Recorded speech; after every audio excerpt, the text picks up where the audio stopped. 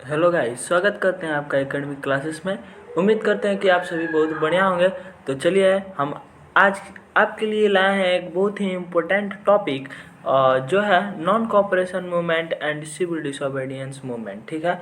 और non cooperation movement का मतलब होता है असहयोग आंदोलन, और सिविल डिसोबीडियंस मूवमेंट का मतलब होता है सविनय अवज्ञा आंदोलन। तो इन दोनों टॉपिक्स को हम क्लियर करेंगे इस वीडियो में। अगर आप लोगों को पसंद आए या फिर आप लोग ऐसी ही वीडियो चाहते हैं तो हमारे चैनल को लाइक करें, कमेंट करें, शेयर करें अपने दोस्तों के साथ और हमारे चैनल को सब्सक्राइब करें। ठीक है। तो चलिए शुरू करते हैं आज का वीडियो।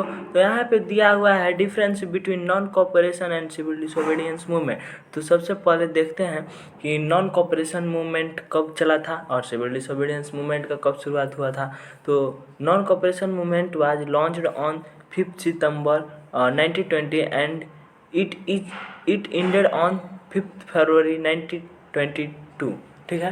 यानी 5 सितंबर 1920 को लॉन्च किया गया था, यानी नॉन कॉपरेशन मूवमेंट को चलाया गया था, और 5 फरवरी 1922 को इसे कॉल्ड ऑफ यानी बंद कर दिया गया था। और सिविल डिसोबीडियंस मूवमेंट को देखते हैं तो it began on 12 March 1930 through the launch of the salt satyagraha. इसे 12 मार्च 1930 को शुरू किया गया था। ठीक है। और साल्ट सत्याग्रह यानी इसका मतलब होता है जो दांडी मार्च निकाले थे महात्मा गांधी जी साबरमती आश्रम से, उसी को साल्ट सत्याग्रह कहा गया है। जब दांडी मार्च उन्होंने निकाला था वहीं से सविनय अवज्ञा आंदोलन का शुरुआत होता है। तो दूसरा पॉइंट्स है the non-cooperation movement sought to bring the working। तो यहाँ पे कह रहा है कि the non cooperation movement sought to bring the working of the government to a standstill by not cooperating with administration. यानी जो वर्कर्स थे और गवर्नमेंट के जो भी सरकारी कामों में कार्यालयों में काम कर रहे थे वे सभी अपने पद से रिजाइन कर देते हैं, त्याग पत्र दे देते हैं और घर पर बैठ जाते हैं। मतलब आंदोलन का कारण है असहयोग आंदोलन, यानी जो भी अंग्रेज़ों का कोई भी सहयोग नहीं करना होगा, किसी भी तरह से हम उनका सहयोग कर रहे हैं उस सहयोग को नहीं करना है, इसी को कहते हैं असहयोग आंदोलन। आप लोग इसको आसान भाषा में समझिए। ठीक है। और सविनय अवज्ञा आंदोलन, सविनय यानी होता है सभी लोग और अवज्ञा यानी किसी की भी आज्ञा न मानना।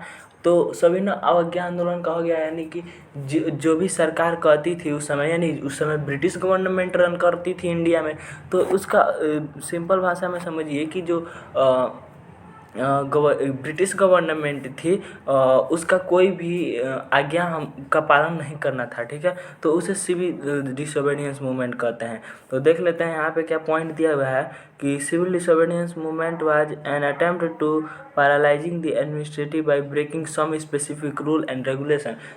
देखिए मैंने आप लोगों को पहले ही बता दिया, यानी जो भी उसके रूल्स थे, नियम थे, कानून थे, उसे तोड़ना ही सविनय अवज्ञा आंदोलन कहलाया। और मतलब जितने भी सरकारी कर्मचारी यानी स्कूल में पढ़ाने के लिए शिक्षक या वकील या अदालत में वकालत करने के लिए वकील हों या फिर विद्यालय में पढ़ने के लिए बच्चे, इन सभी ने ब्रिटिश सरकार की जितनी भी संस्थाएं थी उसमें से त्यागपत्र दिया। ठीक है।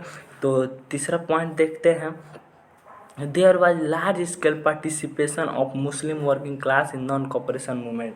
जब नॉन कॉपरेशन मूवमेंट चलाया गया था तो उस समय जितने भी मुस्लिम वर्किंग क्लास के थे लोग थे, यानी जो मुस्लिम थे वर्किंग क्लास के, उन सभी ने बहुत बड़े पैमाने पर अपनी भूमिका निभाई या फिर प्रतिभागी बने नॉन कॉपरेशन मूवमेंट में। और सिविल डिसोबीडियंस मूवमेंट सा less participation from the Muslim community, यानी जो मुस्लिम समुदाय के लोग थे उन्होंने बहुत ही कम अपनी भूमिका निभाई सिविल डिसोबीडियंस मूवमेंट में, due to the policy of divide the rule by the British and the communal propaganda of the Muslim League and the Hindu Mahasabha. क्योंकि जब ये सिविल डिसोबीडियंस मूवमेंट से पहले चलाया गया था नॉन कॉपरेशन मूवमेंट। तो उस समय क्या थी कि तो महात्मा गांधी सभी को एक दूसरे से यानी मुस्लिम और हिंदी को मिलाकर इस आंदोलन का शुरुआत किया था, ठीक है। पर क्या हुआ बीच में कि जो अंग्रेज़ थे, ब्रिटिश गवर्नमेंट थी, हमारे जो देश के नागरिक थे इनको दो भागों में बांट दिया।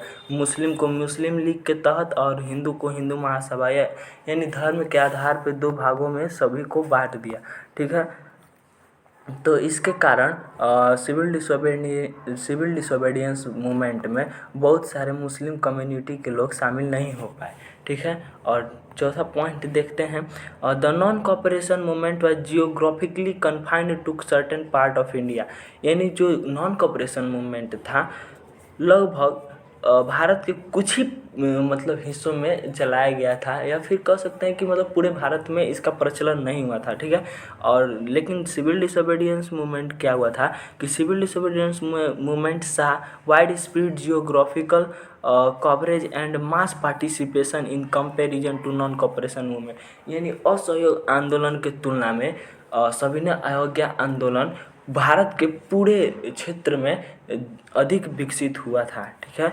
कह सकते हैं मतलब आप बस इतना समझ लीजिए इस पॉइंट से, इन जो नॉन कॉपरेशन मूवमेंट था इसका पूरा भारत में विस्तार नहीं हो पाया था, और जबकि सिविल डिसोबीडियंस मूवमेंट का भारत में विस्तार पूर्ण रूप से हुआ था, ठीक है।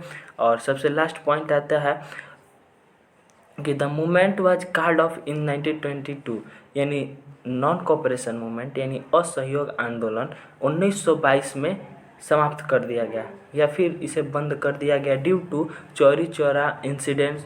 यानी आप लोग जानते हैं कि गोरखपुर में 1922 में चौरी चौरा हत्याकांड हुआ था, ठीक है। जब महात्मा गांधी ने बहुत सारे सत्याग्रह चलाया, असहयोग आंदोलन चलाया, तो उस समय वो कहते थे कि मतलब हम लोग शांति से आंदोलन करेंगे, किसी की हिंसा नहीं करेंगे। लेकिन चौरी चौरा हत्याकांड में बहुत सारे लोग अपनी जान गंवा बैठे थे।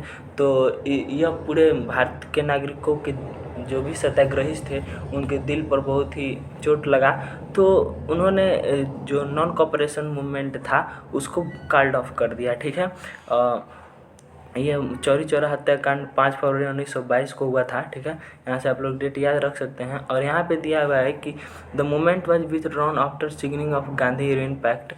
जो सिविल डिसोबीडियंस मूवमेंट था, यह गांधी इरविन समझौता जब हुआ तो उसके बाद सिविल डिसोबीडियंस मूवमेंट का अंत कर दिया गया, ठीक है। इसमें क्या हुआ था कि जब सिविल डिसोबीडियंस मूवमेंट स्टार्ट करने से पहले महात्मा गांधी ने 11 डिमांड किए थे इरविन से, क्योंकि उस समय वहाँ का वायसराय था इरविन, ठीक है, इंडिया का।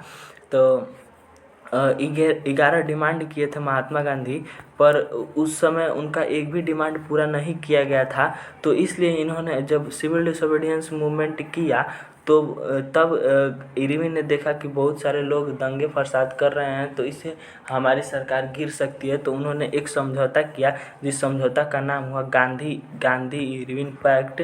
तो इस समझौते के द्वारा नॉन कॉपरेशन मूवमेंट और सिविल डिसोबीडियंस मूवमेंट को बंद कर दिया गया, ठीक है। तो उम्मीद करते हैं कि आप सभी को और सिविल डिसोबीडियंस मूवमेंट और नॉन कॉपरेशन मूवमेंट में पूर्णतः अंतर पता हो गया होगा।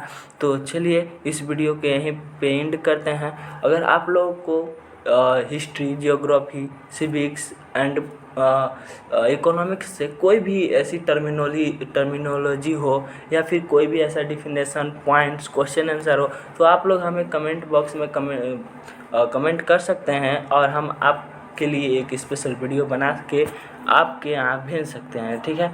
तो चलिए उम्मीद करते हैं कि आप सभी बहुत बढ़िया होंगे। आपको हमारी वीडियो देखने के लिए बहुत बहुत धन्यवाद। अगर पसंद आई हो तो इस वीडियो को लाइक करें एंड हमारे चैनल को सब्सक्राइब करें। Thank you and take care.